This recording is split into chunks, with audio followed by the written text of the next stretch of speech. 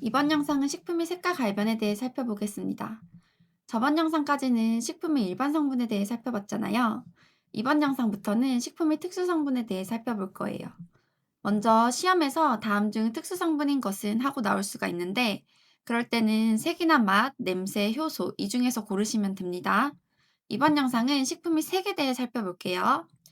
먼저 음식의 색은 식물성 색소와 동물성 색소로 나눌 수 있어요. 이런 색소들은 화학 구조와 성질이 비슷한 것끼리 묶어놨어요. 식물성 색소에는 대표적으로 클로로필, 카로티노이드, 플라보노이드, 안토시아닌이 있습니다. 클로로필은 여러분이 잘 아는 엽록소예요. 클로로필에는 클로로필 A, B가 있지만 그냥 클로로필이라고 알아두시면 됩니다. 시금치, 배추, 오이 같은 초록색 식품에 들어있어요. 다음은 카로티노이드인데요. 카로티노이드는 크게 카로틴과 크산토필로 나뉘고 그 안에서 또 여러 가지 색소가 있어요. 베타카로틴은 카로틴 계열로 당근 같은 주황색 식품에 들어있고요.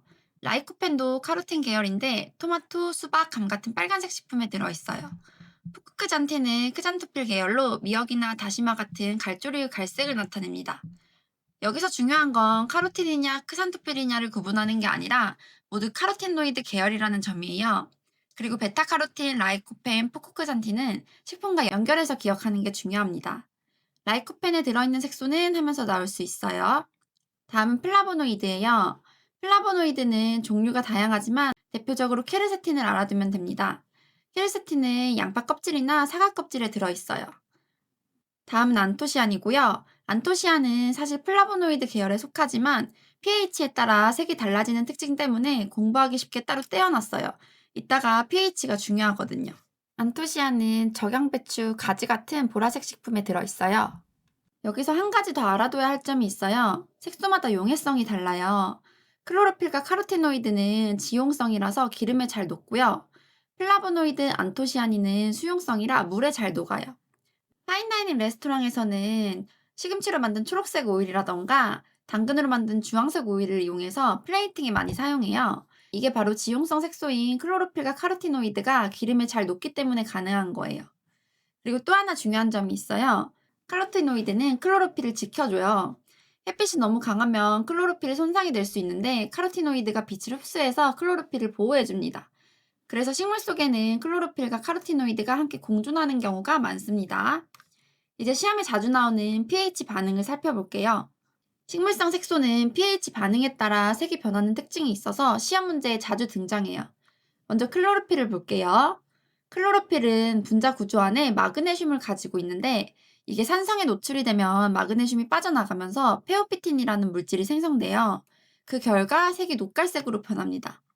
예를 들어 피클을 담을 때 식초의 초산 때문에 색이 변하기도 하고 오이지나 김치 같은 발효식품은 숙성 과정에서 젖산이라는 산성 성분이 생기면서 색이 변합니다. 시험에서 오이지, 김치가 클로로필 산성식품이 대표적인 예로 많이 나와요. 반면 약간의 알칼리성에 노출되면 클로로필이 클로로필린으로 변하면서 색이 더 고정되고 선명하게 나타나요. 여기서 중요한 포인트는 구리와 철 같은 무기질이에요. 이 무기질들은 강한 알칼리는 아니지만 약간의 알칼리성을 띠고 있어서 클로로필 색을 고정하는 데 도움을 줍니다. 하지만 단점도 있어요. 알칼리 조건에서는 섬유질이 연화되고 클로로필 속의 비타민 C가 파괴가 됩니다. 비타민 파트에서 배웠죠. 비타민 C는 원래 조리 과정에서 가장 손실이 쉬운 비타민입니다. 실제로는 약알칼리일 때 이런 변화가 일어나지만 시험 문제에서는 그냥 알칼리라고 표현을 해요. 그래서 시험에서는 클로로필은 알칼리 하면 색 고정 이렇게 단순하게 외워두시면 됩니다. 다음 카로티노이드는 pH 변화에 안정적이에요. 그래서 별 특징이 없고요. 이제 플라보노이드 볼게요. 플라보노이드는 산성에 노출되면 그대로 흰색이고요. 알칼리에 노출이 되면 황색을 띠어요. 빵을 구울 때 식소다를 넣으면 알칼리성이 되죠. 그럼 플라보노이드가 반응해서 빵이 노란빛을 띠게 됩니다. 실제로 시험에서 빵에 식소다를 넣었을 때 색변화라는 예시가 나온 적이 있어요. 다음 안토시아는 산성에 노출이 되면 적색, 붉은색이 선명하게 나타나고요. 중성에서는 자색, 보라색, 알칼리에서는 청색을 띠어요. 시험에서 생강이 나온 적이 있는데 실제로 생강에는 안토시아닌이 들어있지는 않아요. 이건 출제 오르지만 시험 준비할 때는 생강은 안토시아닌 관련으로 기억해주세요.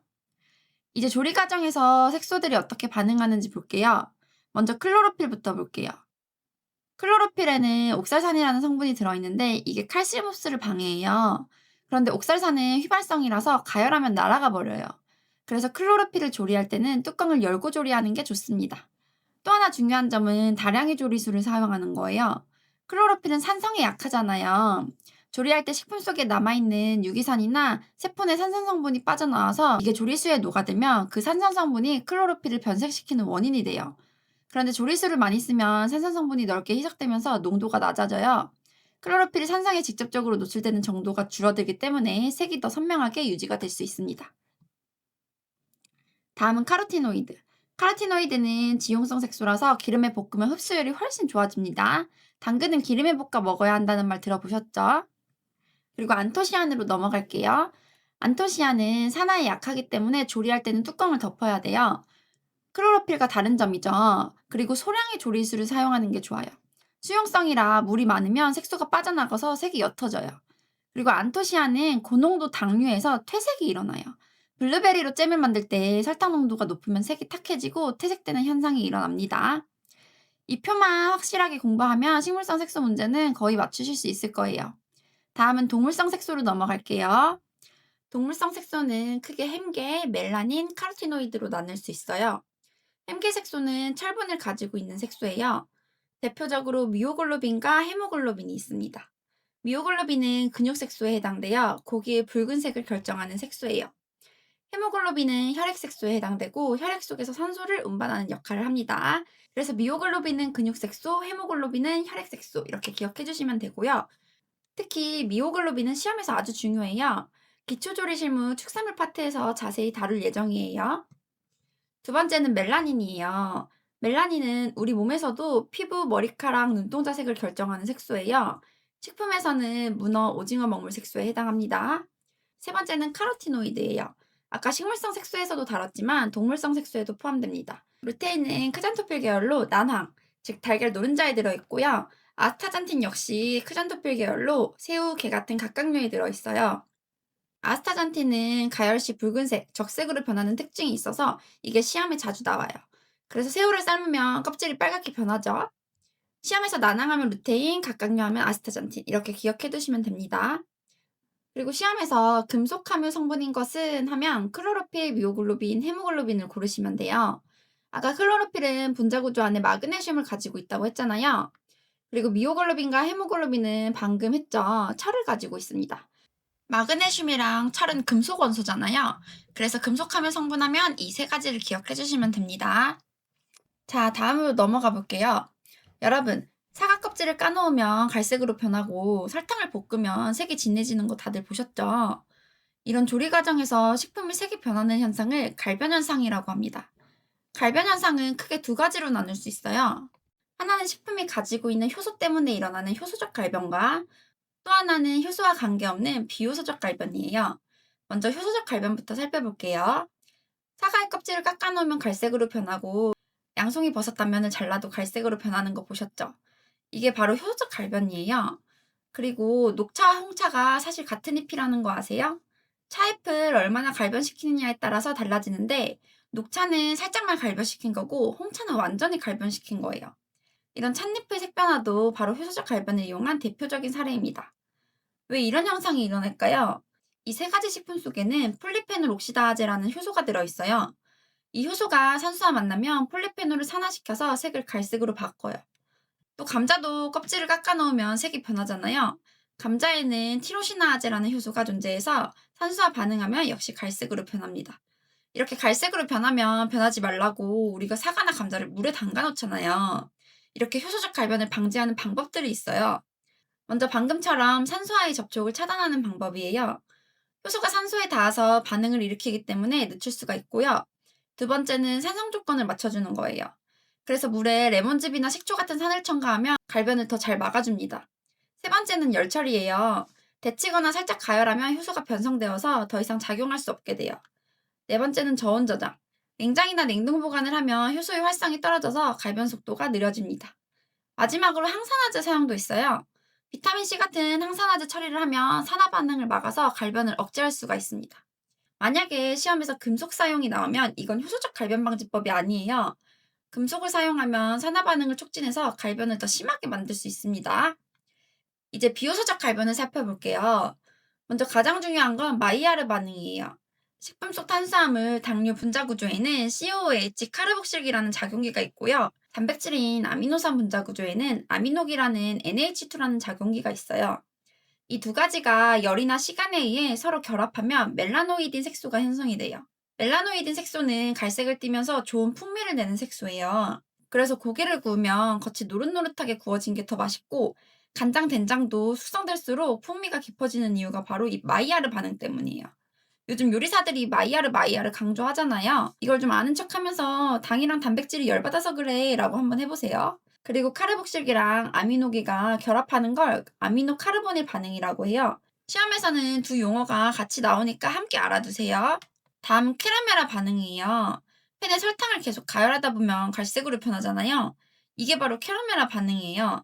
설탕 속 당류가 열에 의해 분해되면서 갈색 색소와 향을 만들어냅니다.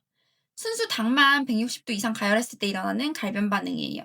이거는 온도를 잘 기억해 두세요. 아스코르빈산은 비타민 C잖아요. 기억나야 돼요. 비타민 C는 평소에는 식품 속에서 산소와의 접촉을 막아주는 항산화제 역할을 해요. 다른 성분들이 산화되지 않도록 대신 보호막 역할을 하는 거죠. 그런데 비타민 C도 계속 산화 반응을 맞다 보면 결국 자기 자신이 산화해버려요. 이때 비타민 C가 산화되면서 색이 갈색으로 변하는데 이게 아스코르빈산 갈변이에요. 비타민 C가 풍부한 대표적인 식품에는 귤이 있죠. 자, 정리해보면 이 세 가지 비효소적 갈변은 모두 효소와는 전혀 관련이 없죠. 그래서 효소적 갈변이 아닌 것은 하면서 자주 출제가 되고요. 사과, 양송이, 홍차는 폴리페놀 옥시다아제, 감자는 티로시나아제, 마이야르는 당류와 단백질의 결합이라는 것, 카라멜라는 온도, 아스코르빈산은 비타민C 산화 이렇게 기억해주면 됩니다. 기출문제 같이 풀고 마무리할게요. 색소 성분의 변화에 대한 설명 중 맞는 것은? 정답은 2번이에요. 엽록소는 알칼리성에서 갈색이 아니라 색을 고정하고요. 안토시안 색소는 산성에서 청색이 아니라 적색을 띱니다. 카로틴은 pH에 안정적이기 때문에 색 변화가 없어요. 따라서 2번이 정답입니다. 다음 문제. 오이 피클 제조 시 오이의 녹색이 녹갈색으로 변하는 이유는? 정답은 3번이에요. 클로로필은 산성에 노출되면 마그네슘이 이탈하면서 페오피틴이 생성돼요. 그래서 녹갈색으로 변합니다. 반대로 알칼리성에 노출되면 클로로필린이 생겨서 색이 고정되고요. 효소적 갈변 반응에 의해 색을 나타내는 식품은? 정답은 4번이에요. 홍차는 효소적 갈변에 의해 색이 변하는 대표적인 식품이고 나머지는 비효소적 갈변입니다. 마지막 문제예요. 간장이나 된장의 착색은 주로 어떤 반응에 관계하는가? 정답은 1번입니다. 이 반응은 당류와 단백질을 결합해서 멜라노이딘 색소를 만들고 이 색소가 갈색을 띠면서 풍미를 좋게 해줘요. 그래서 간장이나 된장이 숙성될수록 맛과 색이 깊어지는 겁니다.